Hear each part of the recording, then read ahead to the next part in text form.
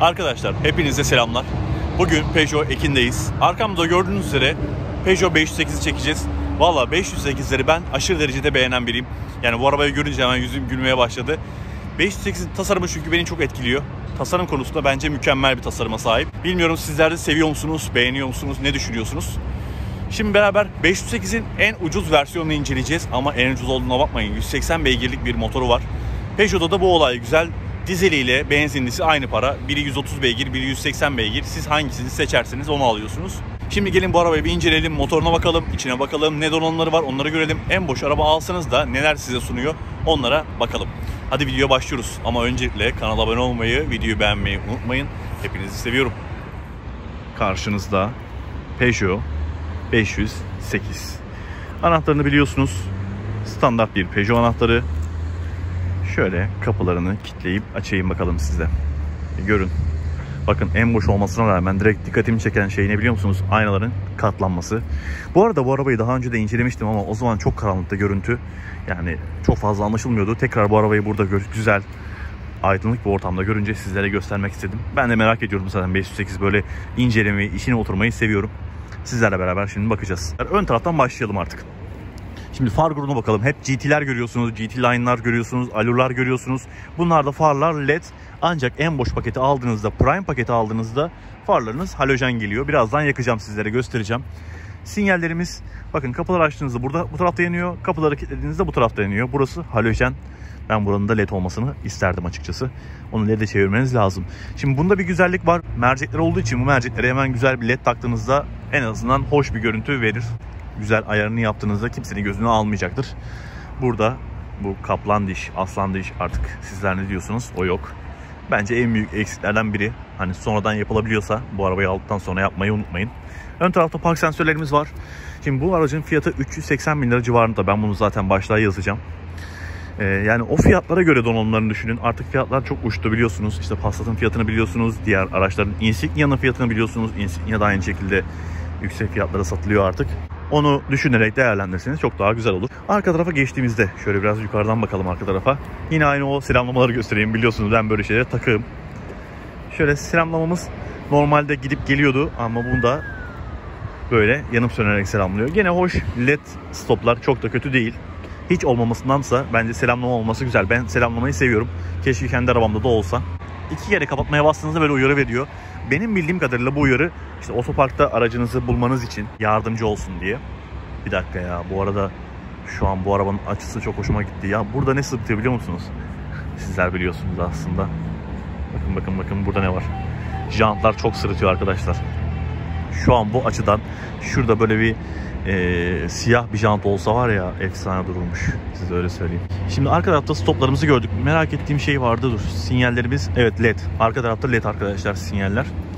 Alt tarafta çift egzoz görüyorsunuz. Bu da 1.6 180 beygirlik PureTech motora özel bir durum. Normalde dizellerde egzoz görünümlü bir difüzör geliyor. Ama bu arabanın difüzörü çok tatlı ya. Harbiden çok tatlı. Seviyorum diyorum ya şu 508'e. Hoşuma gidiyor. Arkada da park sensörleri var. Tabii ki bir D segment araçta olması gerektiği gibi. Sadece stoplar biraz açık renkte, fark ettiğiniz üzere. Bu stopları da böyle kapatmanız lazım. Çok daha güzel olacaktır kapattığınızda. Arka tarafta durumlar böyle. Arka tarafta şu alt tarafta geri lambası. Geri lambasını da buradan takip edebilirsiniz. Şimdi geldiğinizde bir jantlara bakalım. Kötü de olsa jantlarımız var sonuçta, bunlara bakacağız. Goodyear Efficient Grip lastikler kullanılmış. 215 60 R16. O etli bir lastik varmış ya. 50 zannediyordum ben bunu. 60'mış arkadaşlar. Çok etli lastikler yani. Bunun konforu iyi olacaktır. Çok daha iyi olacaktır. Ben şeyi kullanmıştım. Allur kullanmıştım. Allur'a göre daha konforlu olacaktır bu araba. Ama tabii ki bir jant istiyor. En kötü ihtimalle bu jantları boyayın. Eğer ki böyle arabanız varsa. Peki şunu merak ettim. Ön tarafta pütür göremiyorum. Arka tarafta pütür var mı? Maalesef. Arka tarafta da pütür kullanmamışlar. Ama ses yalıtımı konusunda güzel. Öyle çok rahatsız edici bir durum yok arkadaşlar. Gelin ben size bir farlarını yakayım. Daha da güzel anlayalım farlarını yakıp. Anahtarsız giriş yok. Ama anahtarsız çalıştırma var arkadaşlar. Anahtarsız giriş benim için çok önemli değil. Ancak anahtarsız çalıştırma benim için çok önemli. Hayatı çok fazla kolaylaştırıyor, bilginiz olsun. Kontağını şöyle bir yarım yapayım. Baksanıza boş araç alıyorsunuz ve hayalet ekran geliyor size. Daha ne olsun. Şu an havalandırma çalışıyor. Daha sıfır araba ya. Şuradaki jelatinleri görüyor musunuz? Ama sökmeyeceğim. Kim alırsa o söksün. Ortam bence başlangıç paketine göre güzel. Şimdi şuradan farlarımı yakayım. Camlara baksanıza ya. Bayılıyorum şu çerçevesiz camlara. Duruşuna bakın. Evet, farları gördüğünüz üzere sarı. Rahatsız edici bir durum ama kolaylıkla çözülebilecek bir durum. Dörtlerimi de yakayım ya. Şöyle arkadan da stoplarını görüyorsunuz arkadaşlar. Sis farı şöyle en altta. Gördünüz mü? İki tarafta da yanıyor sis farları. Bak, sis farları da güzelmiş. Çok fazla göz almayan bir şekilde yanıyor. Yere doğru vuruyor. Bu arabaya siyah renk de çok yakışmış. Ben bu arabayı alırsam böyle siyah alırdım ya da GT Line kırmızı alırdım. GT Line kırmızı da çok ayrı bir dünya. Hadi gelin içeride bir bakalım. Kapı kapanma sesini tekrar size dinlemek istiyorum.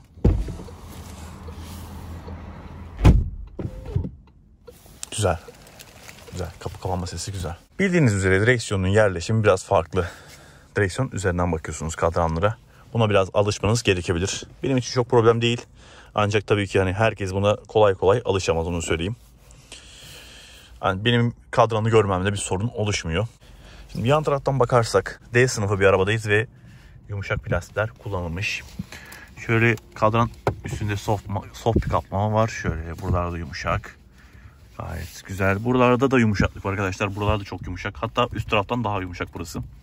Aslında burası sert gibi gözüküyor. Hani karbon efekti verilmiş ya.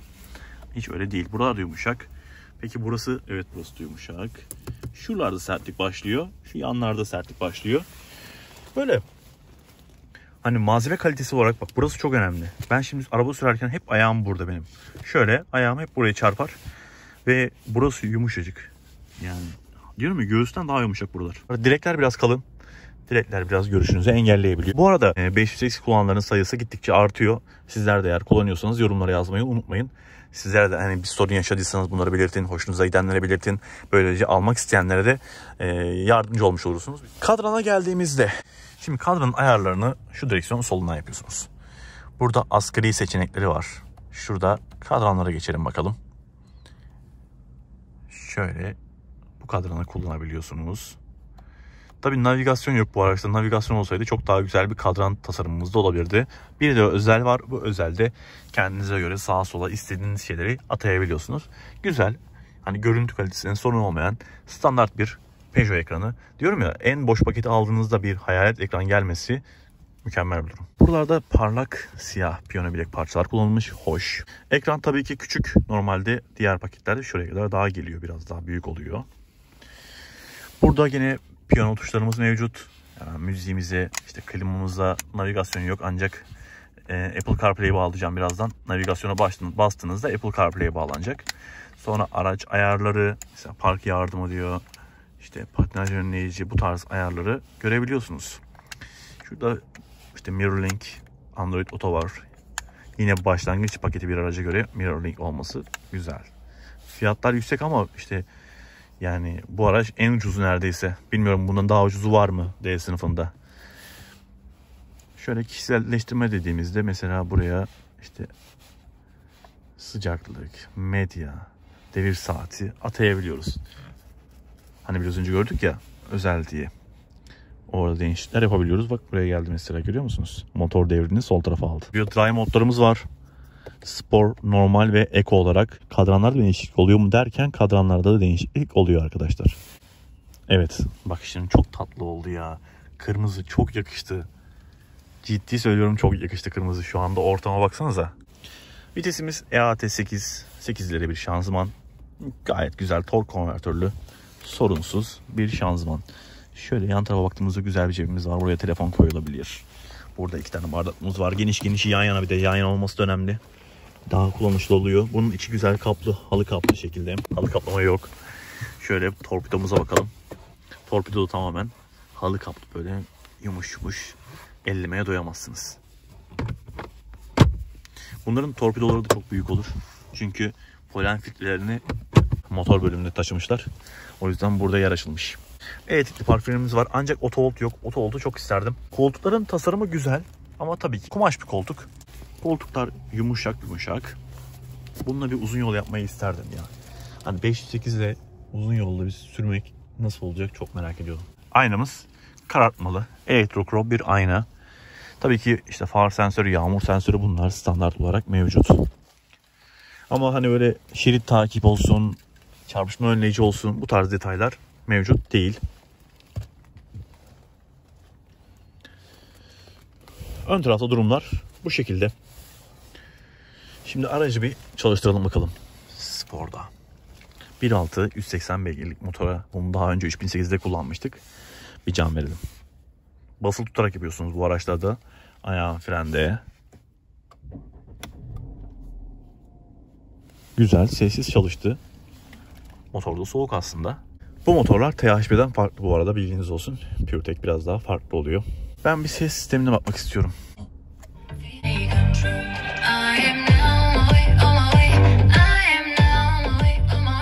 Gayet güzel. Gayet güzel. Passat'la denk diyebilirim. Bastırı falan hoş. Daha bir de ayarlar yapamamıştır. Gelin bir de arkaya bakalım. Arkası çok önemli.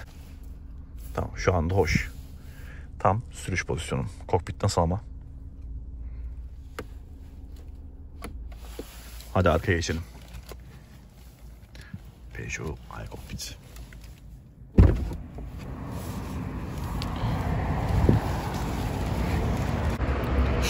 Bu ara sürekli arabada elektrik çarpıyor beni ya. Bütün arabalarda oluyor bu. Arkaya geçelim. Bakalım arka kapının boyutu nasıl? Aslında arka kapı yeterli boyutta. Biraz boyutları küçük ama biliyorsunuz. Şimdi arkaya geçtik. Bu araçta sunroof olmayınca tabii bir sunroof motoru eksikliği oluyor. Sunroof motoru olmadığı için tavandan basma olmuyor. Şimdi diz mesafemize, arkadaki genişliğe bir bakalım. Bu arada arka taraftaki malzemeler de yumuşak. Şuralar sert. Buralarda da derimsi ya da bir malzeme kullanılmış ama deri hissi veriyor. Bu konuda güzel. Ceplerimiz de var ama kaplamamız yok. Şimdi ayaklarımız şöyle alt tarafa girebiliyor. Bakıyorum şöyle. Yani öyle tabii çok böyle ağım şağım bir genişlik yok aslında D segmentine göre. Diğerlerinden biraz daha küçük olduğu için durum bu şekilde. Ama işte markanın konumlandırması bu şekilde. Şöyle bir de baş mesafeme bakın. Şöyle oturduğumda böyle sınırda diyebilirim. Ucu ucuna. Burada bir aydınlatmam var. Yansana. Güzel, ince, zarif bir aydınlatması var. Kutular biraz farklı tasarlanmış ya. Burada mesela böyle hani kısa bitiyor. Farklı. Ama tabii yumuşak bir koltuk. Biraz yüksek bir koltuk. Ben daha böyle gömülmek isterdim arka tarafta oturduğumda. Yüksekte oturmuş gibi hissediyorum. Ön konsola göre yukarıdan bakıyorum. Aynı SUV'lardaki gibi. Genelde SUV'larda bu şekilde olur. Tiyatro dizilimi derler ya. Yukarıdan izliyorsunuz. Bilmiyorum, ben biraz daha böyle iyice gömülmüş şekilde oturmak isterdim. Ve bunu yapabilirlerdi aslında. Koltuk boyutunu incelterek. Niye yapmamışlar bilmiyorum. Durumlar bu. Hadi gelin bagaja geçelim. Arabaya dokunmaya korkuyorum şu anda. Şu olay da güzel. Hop yukarı çekiyor. Acaba aracın aküsü bittiğinde durumlar nasıl oluyor? Ben bir böyle CLA'da duydum camını patlattıklarını ama bilmiyorum. Sizin eğer aracınızda böyle bir durum yaşamışsanız yazarsanız sevinirim. Şöyle gerçek egzozlarımı da göstereyim. Uzun zamandır görmüyoruz ya.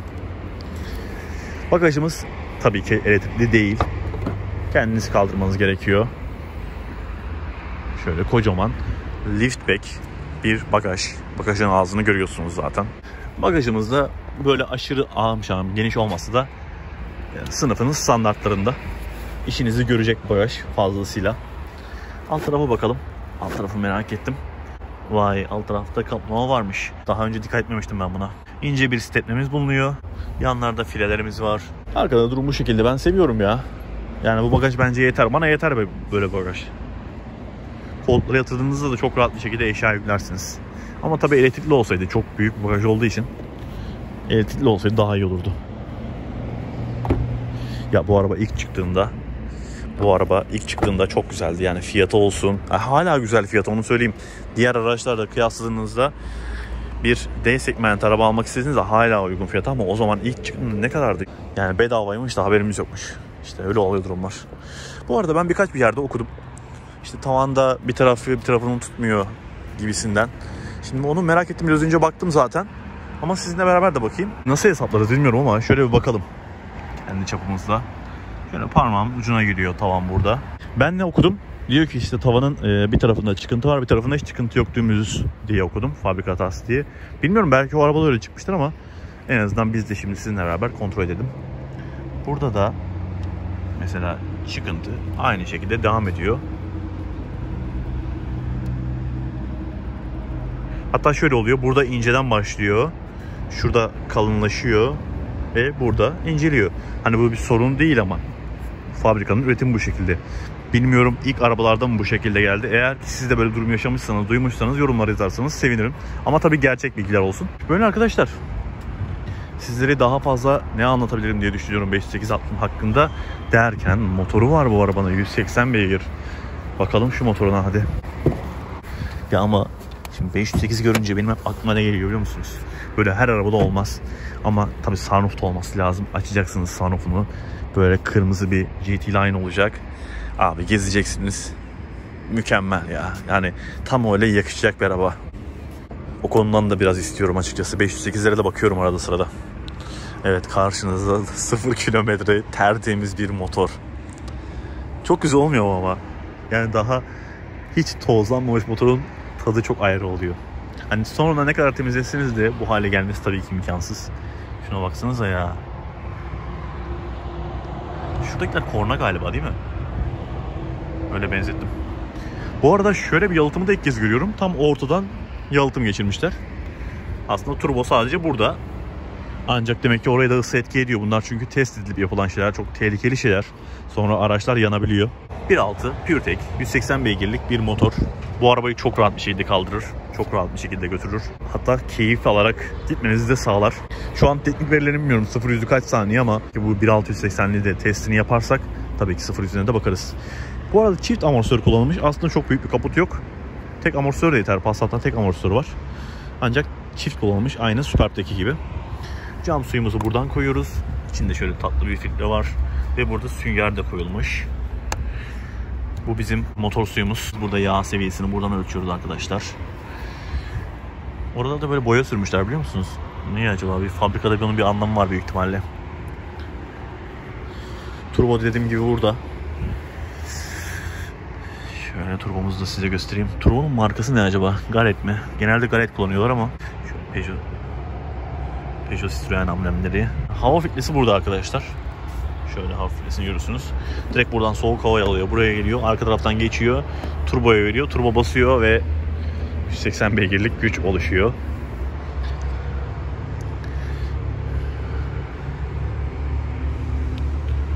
Şanzıman da şurada. Aisin bak. Vay, görüyoruz. Bir dakika size göstereceğim orayı. Şöyle Aisin'in şanzımanında görüyorsunuz. Citroen, DS ve Peugeot amblemleri üzerinde. Ben böyle detayları çok seviyorum. DS'in de tabii ki kullandığı bir şanzıman. DS de premium markası biliyorsunuz. Başka böyle detaylar var mı? Aisin benim bildiğim böyle sağlam bir şanzıman. Geçişleri falan da güzel ama zaten. Kaç amper bir akü kullanılmış? 70 amperlik büyük bir akü kullanılmış. 24 volt değil diyor. 12 volt olduğunu söylüyor. Beynimiz burada. Ecu. Sigortamız burada. Buna dikkat etmeniz lazım yıkarken. Özellikle benzinli arabalarda motor yıkaması çok tehlikeli bir iş.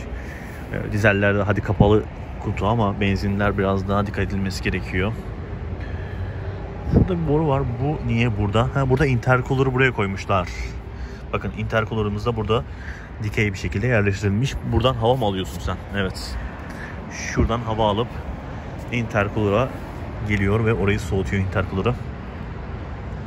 Ya ben benzinli motorları dizellere göre daha çok seviyorum. Bilmiyorum sizlerin tercihi nedir ama düşünsenize aynı paraya 130 beygirlik dizel mi yoksa 180 beygirlik performanslı bir benzinli araba mı alırsınız?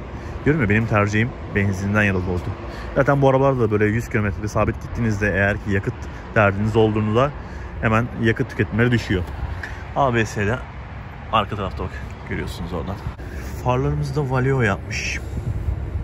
Keşke farlarda bir led olsaydı ya. Çok tatlı olurdu. Kapatalım şöyle. Bu arabaya ne lazım biliyor musunuz? Bir led far. O aslan diş, kaplan diş her neyse. Bir cam tavan. Bir de 17 jant da olur. 17 de yeter bana. 18 tatlı durur ama 17 de yeterli.